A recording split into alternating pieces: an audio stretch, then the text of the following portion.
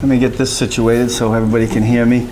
I'm not going to take long. It's great to be here in front of you all in this particular week and to still be working into mid-January. And with that, I'll open it up. What's this week like? You've been involved in title games and stuff.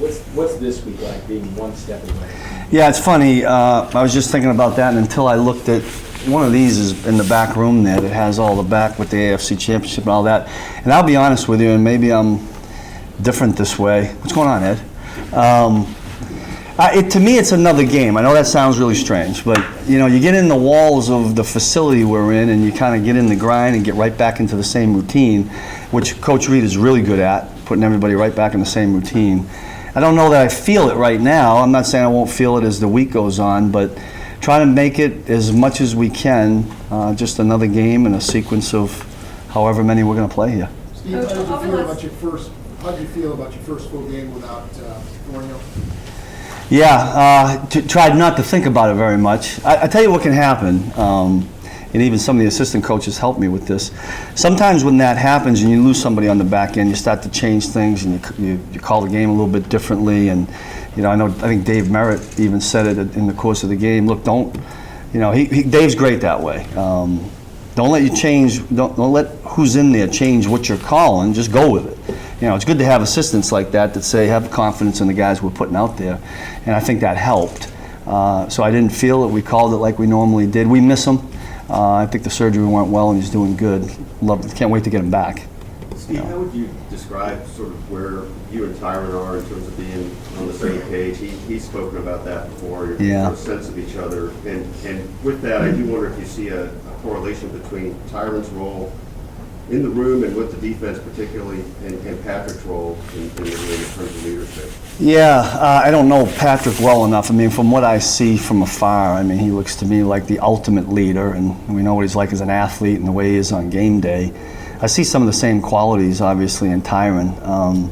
I'm sure glad he's here. It makes my job a lot easier when you can rely on somebody like that. And there have been a number of times during the year where I've sat in my office and said, you know, I need to convey some message to these guys somehow, some way. And ultimately what I normally do is I go to him and say, hey, look, can you steer him a little bit this way? And then usually it's, I got it, coach, and we roll. So it's good to have that. And in game action, do you feel like you know kind of by now what Tyron's thinking, what he's doing, and how he sort of represents? I'm not sure I ever know what he's thinking because he's out there just balling up.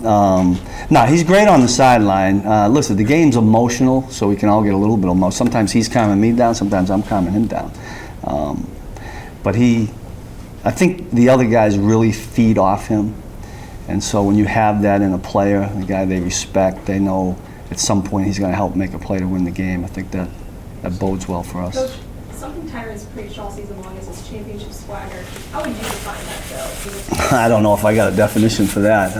I just got my own. I don't even know what a swagger is, to be honest with you. But they have it. You know, I mean, he has it. You know, most of them do. Look, to me, it's a confidence thing, right? I mean, you can't play this game or be successful in this particular game unless you're a confident player. You got to believe in yourself, right? You got to be secure in yourself. And I don't know if that's his definition, but that's what I can see.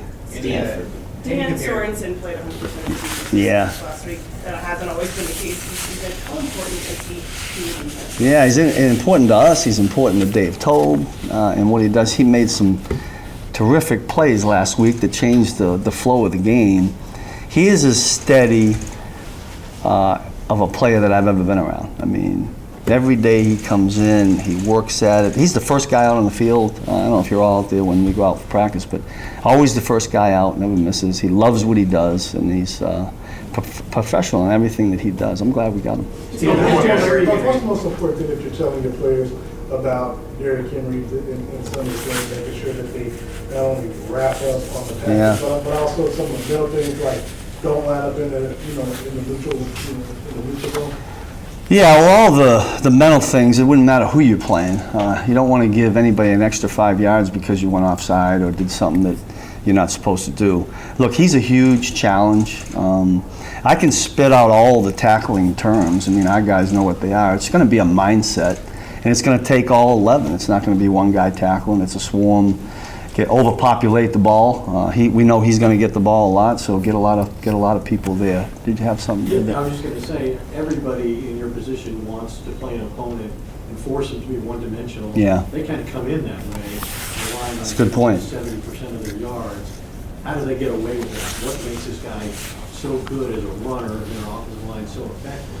If they can play that way. Yeah, you just hit something that, look, we talk a lot about the back because he's got the ball, he's getting all the yards, and he's credited with them. But that offensive line, talk about playing as a unit, they remind me a little bit of the old line that we had in 07 with the Giants. And I don't know if you remember that Super Bowl we were in.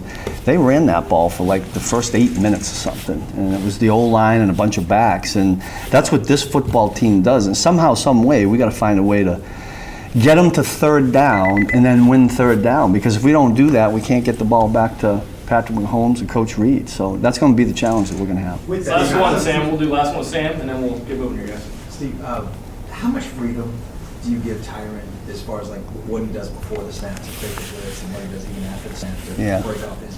Well, there's Where is that? there's a little bit of it coordinated. We have calls, but listen, I give him free rein because he feels the game. There are some things, it's the typical. There are some things during the game. It's like, what is he doing? Oh, great job. Because he's not doing exactly the way you drew it up, and yet he has a feel and a keen instinct. And look, you got to let these guys play. He is an instinctive player. I'd never want to pull that away from him. So we let him go.